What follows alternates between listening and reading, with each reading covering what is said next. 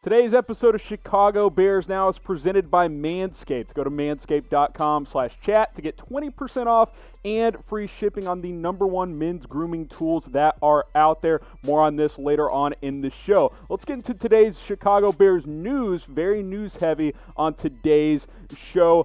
We got more quarterback competition talk. A lot of the assistant coaches spoke with the media on Wednesday, including offensive coordinator Bill Lazor, John DeFilippo as well. Look, both are maintaining this is a legitimate open competition, despite many believing that it's just going to be Nick Foles who ends up being the starter. Bill Lazor saying, look, guys have got to earn it in the end. Here's more from Lazor on the competition and on Trubisky specifically. Everything is open as far as what is going to happen next, and I feel very good about the talks that Mitch and I have had about the fact that his future and his career is in his hands. I'm not going to sit back and talk about his past.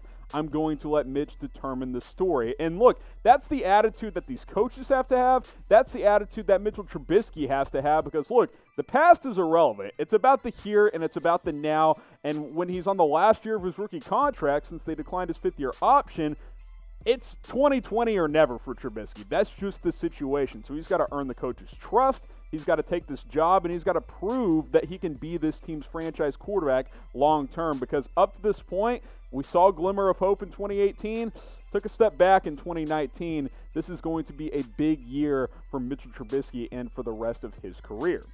Can Trubisky be the Bears franchise quarterback? Type Y for yes, type N for no. Let me know what you guys think in the comment section. I think it's going to be tough for him to prove that he can be the guy, but it seems like he does at least have one more chance.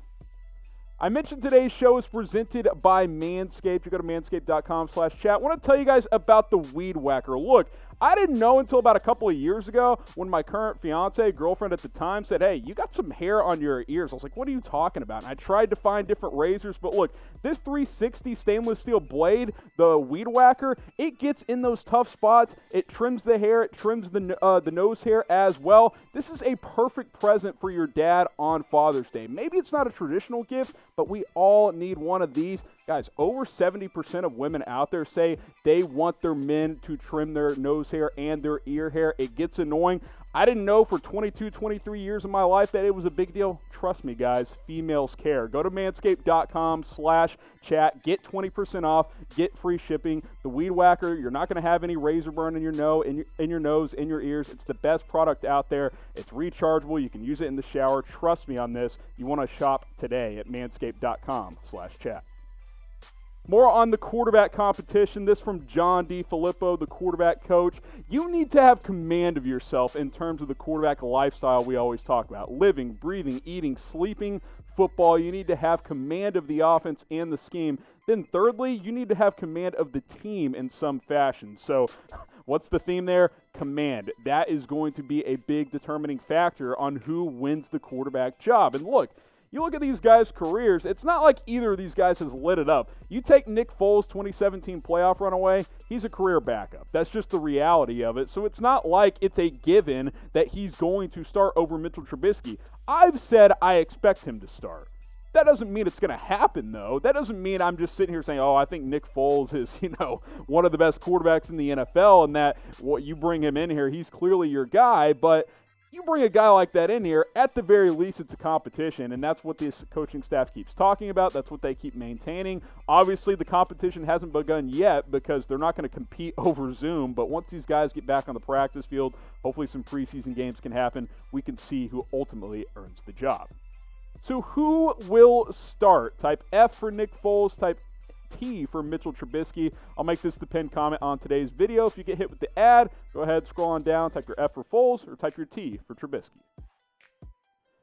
We all want to know what James Conner's opinion of the quarterback competition is, just like we all needed Doc Rivers' opinion on the Bears quarterback competition.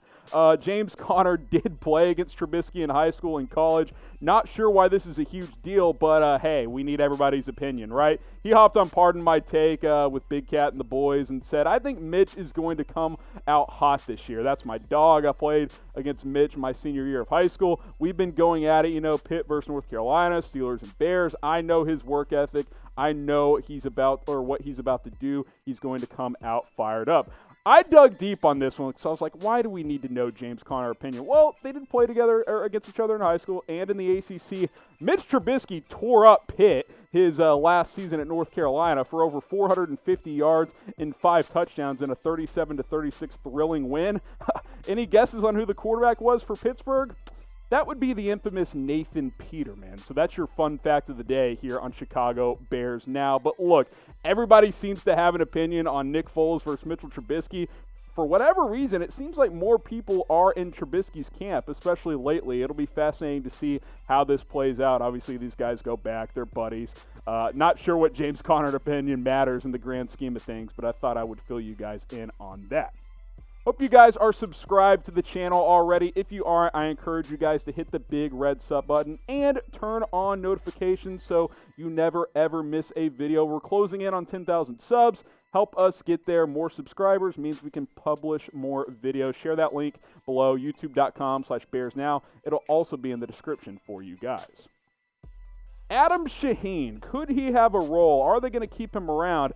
This is a little surprising. I thought he was a cut candidate. Maybe he still is. The new tight ends coach, though, Clancy Barone, says, we have big plans for him. He's going to be a piece on this offense. How? You signed Jimmy Graham. You drafted Cole Kmet. You've got Allen Robinson, Anthony Miller, David Montgomery, which you claim to be. You're going to be a heavy running team. How is Adam SHAHEEN going to factor into your offense? Why not just cut him and save over $1.2 million and go invest in an offensive lineman? At best, he's your third tight end, which I don't even think he's that. I think that's Demetrius Harris's job. I think he'll be the third tight end on the roster. Maybe if they carry 4, he makes the team. I don't see it. Look, when you have 15 tight ends, you may not have one, but I at least think Jimmy Graham and Cole Kmet will have a role. I don't know where Adam SHAHEEN fits in necessarily. And the reason for that is because look at what we've seen in 3 seasons. This is what you see in a quarter of a season from a good tight end, and this is what we've gotten in 48 career games, which a lot of those he's been a healthy scratch in. Look, I'm rooting for the guy. If the guy comes out and figures it out in year 4, that's great. That can help. But I just don't see a scenario where he plays a role on this offense. At best, he makes your roster as a third tight end. That is literally the best scenario. I just don't see any other outcome being true other than the likelihood, which is probably cutting him and not making the roster. I'm not saying you should go out and bash one of your players, but saying you have big plans for the guy, I don't really think that makes a whole lot of sense. So what should the Bears do with Adam SHAHEEN? Type K for keep him, type C for cut him. I'm still in the camp of cut him. You brought in 2 new guys for a reason. You also brought in Demetrius Harris. I don't think Adam SHAHEEN makes a whole lot of sense for the Chicago Bears. Wanted to also tell you guys about the Lawnmower 3.0 at Manscaped. Again, that link, manscaped.com/chat. Look, sometimes it gets like the Amazon rainforest down there. We've all been there. Look, I've had trouble in the past, razor burn. It's not fun. You get to the point where you're just like, screw it, I'm just going to let it go. You find this product, that all goes away. It's smooth. You can use it in the shower. Trust me, your significant other is going to greatly, greatly appreciate it. I'll give you that link one more time. It's manscaped.com/chat. The Lawnmower 3.0, you will never, ever have razor burn again if you get this product at Manscaped.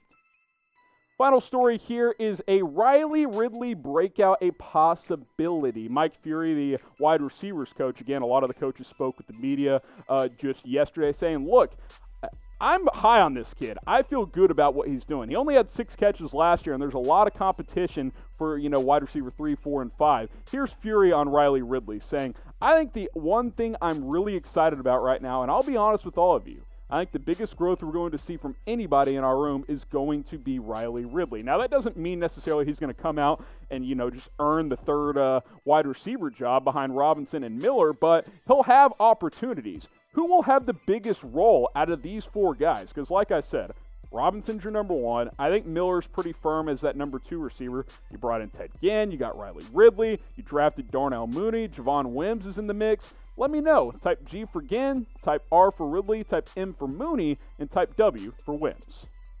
And you look at the depth chart, I think wide receiver 3 is a little bit up for grabs. I've got Ted Ginn in there for now because he's veteran. He's got experience. He's still productive the past couple of years, although obviously he is getting older. He's 35 now. There will be opportunities, though. So whether it's Riley Ridley, whether it's Mooney, whether it's Wims, these young guys will have a chance to get into the mix. I'm fascinated to see how these competitions play out in training camp once we get there, on into the preseason, and of course on into the regular season as well.